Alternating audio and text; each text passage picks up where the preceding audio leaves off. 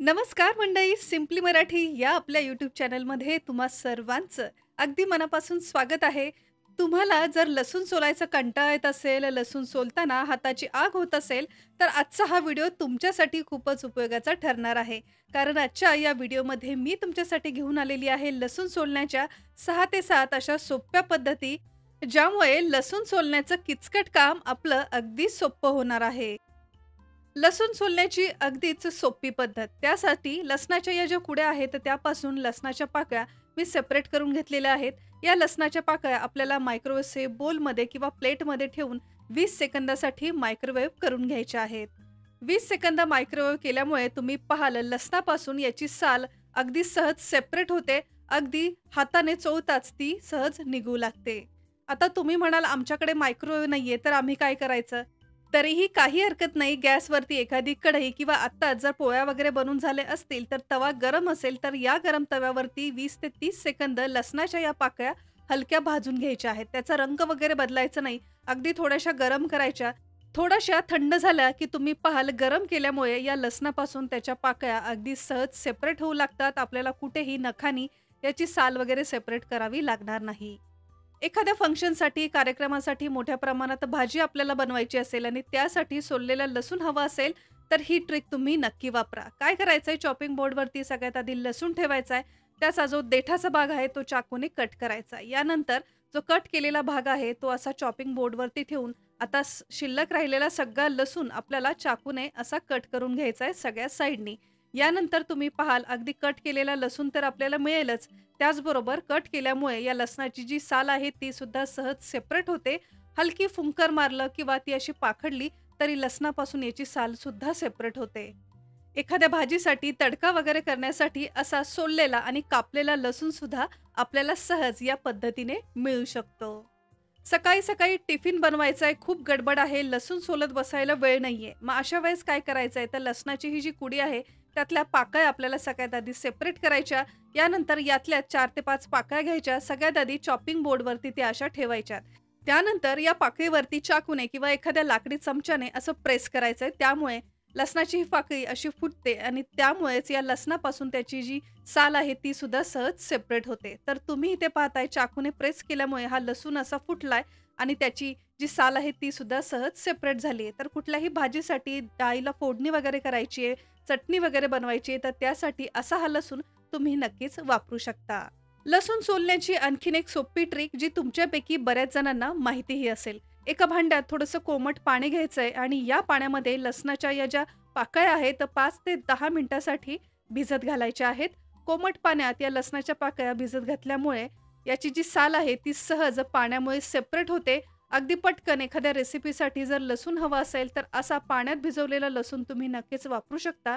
पण लक्षात ठेवायचंय, जर एखादी पेस्ट वगैरे बनवून फ्रिजमध्ये स्टोअर करायची आहे, जास्त दिवसासाठी जर तुम्हाला लसूण सोलून ठेवायचा असेल, तर पाण्यात भिजवून ठेवलेला हा लसूण वापरू नका. इन्स्टंट एखाद्या रेसिपीसाठी असा पाण्यात भिजवलेला लसूण तुम्ही वापरू शकता.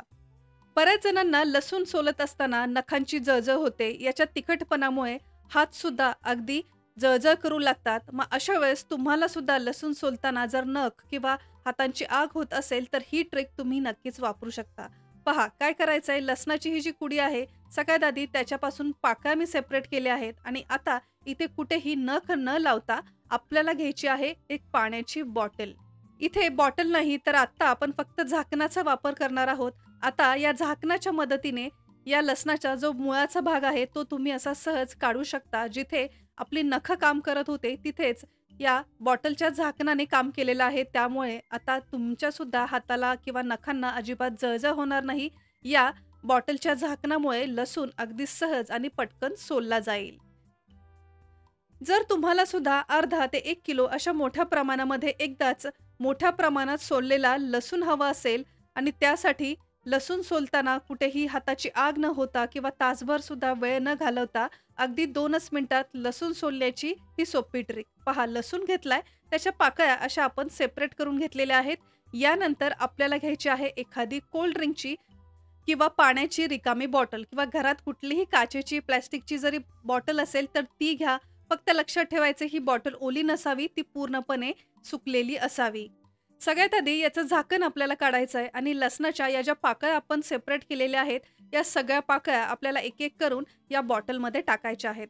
पहा, जर मोठ्या प्रमाणात तुम्ही लसूण सोलत असाल, तर अगदी 1 ते 2 लिटरच्या सुद्धा कोल्ड ड्रिंकच्या, पाण्याच्या अशा बॉटल मिळतात किंवा घरामध्ये जर प्लास्टिकचा एखादा असा डब्बा असेल किंवा काचेची बरणी असेल, तर त्या अकॉर्डिंग म्हणजे लसणाच्या क्वांटिटी अकॉर्डिंग तुम्ही इथे बरणी किंवा काचेची बॉटल किंवा कोल्ड ड्रिंकच्या अशा बॉटल्स रिकाम्या घेऊ शकता. यानंतर बॉटलचं झाकण बंद करून घ्यायचंय आणि ही बॉटल 1 ते 2 मिनिटासाठी आपल्याला अशी जोरजोरात हलवून घ्यायची आहे. म्हणजे बॉटलच्या आतमध्ये जे लसूण आहे तो असा मिसळला जाईल आणि एकत्र मिसळल्यामुळे याची जी साल आहे ती सुद्धा सहज सेपरेट होण्यास मदत होते. तर इथे तुम्ही पाहताय फक्त 1 ते 2 मिनिटच ही बॉटल मी व्यवस्थित हलवून घेतली आणि यातली बऱ्यापैकी साल ही आपल्याला सेपरेट झालेली दिसते. बॉटलमधला लसूण मी एका प्लेटमध्ये काढून घेतलाय आणि इथे तुम्ही स्वतः पाहू शकता अगदी 2च मिनिटात हा सगळा लसूण बॉटलच्या मदतीने आपला सोलून झालाय. लसणाच्या या सगळ्या साली या सहज सेपरेट झालेल्या आहेत. या पद्धतीमुळे एखादा अर्धा लसूण हा तुटूही शकतो, परंतु साल खूप पटकन यामुळे निघते.